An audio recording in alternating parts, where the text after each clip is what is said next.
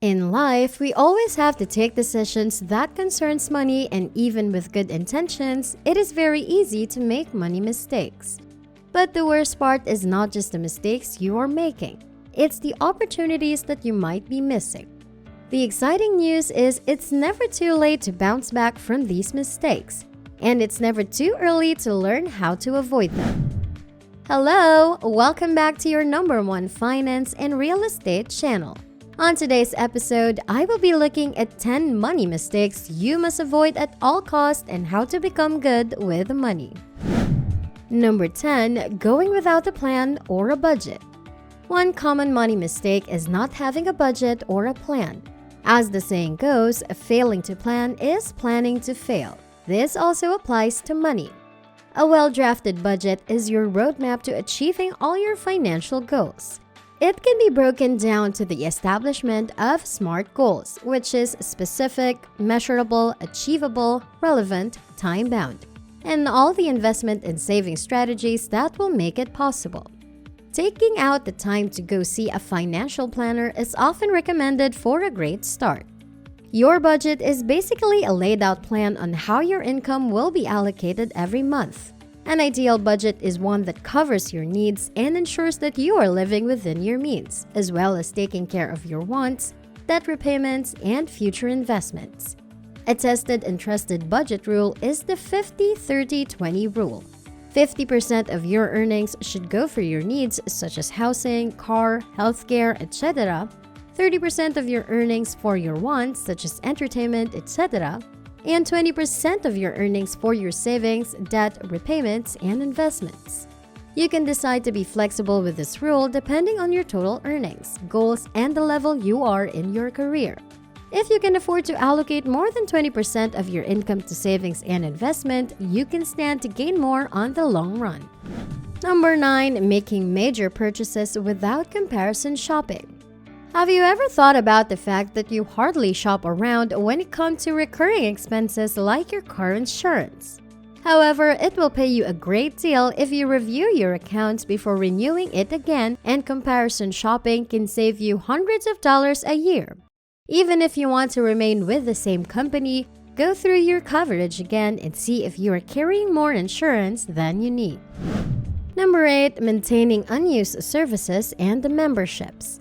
An average American consumer wastes $348 every year on services that they barely use. Ask yourself if you really need these items that you keep paying for month after month and year after year. Some of these items include cable television, music services, or high-end gym memberships can force you to pay consistently but leave you with nothing. You may not even realize how many recurring payments are coming out of your account. It's a good habit to periodically review your bank account and take note of recurring payments like gym memberships. There are applications that you can download to help you with this. Take out time to check whether you use each service enough to be worthy of the cost. While it may seem like it's just 10 or 20 bucks, these can add up to hundreds of dollars every year. Number 7. Choosing not to invest in your future. Not putting your money to work is a huge money mistake. The best way to achieve long-term goals is with an investment strategy that takes advantage of both your 401(k) and tax advantage programs such as individual retirement account. Where possible, diversify your investment portfolio by getting involved in programs such as peer-to-peer lending. The earlier you start investing, the better off you'll be later on. However, you can pick up from where you are and start investing now to meet your long-term money goals. A certified financial advisor can guide you to develop strategies that will balance risk with return based on your goals and time frame. Number 6. Buying a new car. Millions of cars are sold yearly, with a large percentage of the buyers not being able to afford paying for them in cash. However, the inability to pay cash for a new car simply means an inability to afford the car. After all, being able to afford the payment is different from being able to afford the car. Cars are depreciating assets, meaning that it is not advisable to buy a new car just because you can afford it. Immediately you buy a car, the value starts reducing with time. When you borrow money to buy a new car, you end up paying interest on a depreciating asset. This further amplifies the difference between the value of the car and the price paid for it. Sometimes, most persons go as far as taking out a loan to buy an expensive car such as an SUV. But how many people really need a large SUV? These types of vehicles are expensive to buy, insure, and fuel. It will be extremely disadvantageous to purchase an SUV, except you need one to earn a living. If you must buy a car, consider buying one that uses less gas and costs less to insure and maintain. Cars are generally expensive, and if you're buying more of a car than you need, you might be spending more money that could have been saved or used to pay off some debt. Number 5. Overusing credit cards. Buying essentials with credit cards has become very common.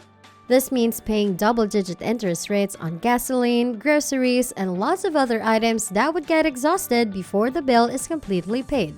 It is not a good financial advice to join this group. The interest on credit cards makes the items more expensive.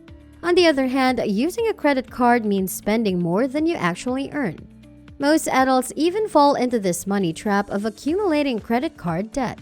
A credit card can be your positive tool in building your credit history, but a high credit limit encourages you to live beyond your means. What most people don't know is that the minimum payment only covers interest. Stacking credit card debt on top of another debt is one money mistake you want to avoid. However, using credit cards wisely comes with its own benefits, but you don't want to get too used to it. If you are among those that already have a huge credit balance, it's not too late to turn around. You can use a personal loan or a credit card with low balance transfer interest rate to settle those balances. Then get a card with solid rewards program and a good interest rate to use for your everyday purchases as you pay it off every month to improve your credit score. Number 4. Letting your credit report go unmonitored. Being careful with your credit is good, but it is also important that you regularly keep track of your credit reports and make sure that all the items on them are from you.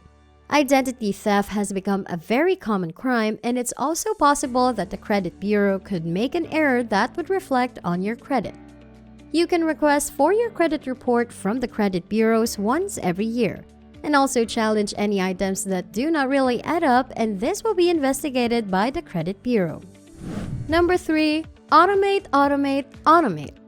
Having your savings automated is your next best friend. Research proves that people with automated savings tend to always save more than people whose savings are not automated. Why? Because they stay true to their deposits. As a result, they don't give themselves the opportunity to debate whether they should save or not. The funds get into the assigned accounts automatically, and it will take more steps to actually spend it. Automation is one of the best ways to get better with your money. Number 2. Spending too much on your house. When it comes to buying a new home, bigger does not necessarily mean better. Unless you have a large family, getting a 6,000 square foot home will only result in more expensive taxes, maintenance, and utilities. Is it really worth it? Do you want to incur so much long-term debt in your monthly budget? And number 1. Reluctance to pursue financial education.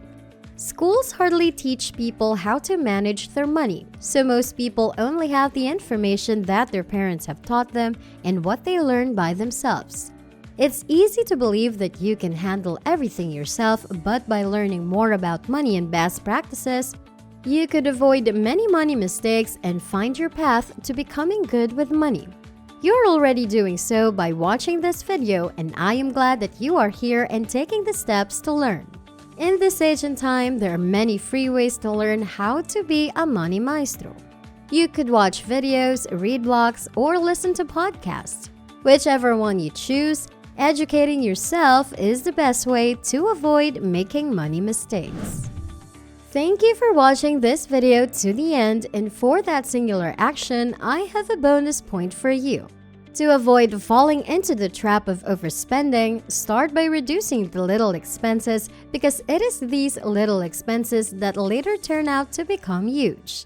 Then move on to start keeping track of the big expenses.